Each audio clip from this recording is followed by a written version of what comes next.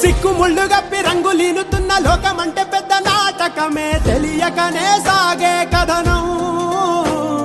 నీవు పెట్టుకున్న నమ్మకాలు అన్ని పక్కదారి బట్టి పోతుంటే కంచికి నీ కదలే దూరం. నీ చేతుల్లో ఉంది సేతల్లో చూపించి ఎదురేగి సాగాలిగా. రేపేటవులో తేలాలంటే నువ్వెదురు చూడాలిగా.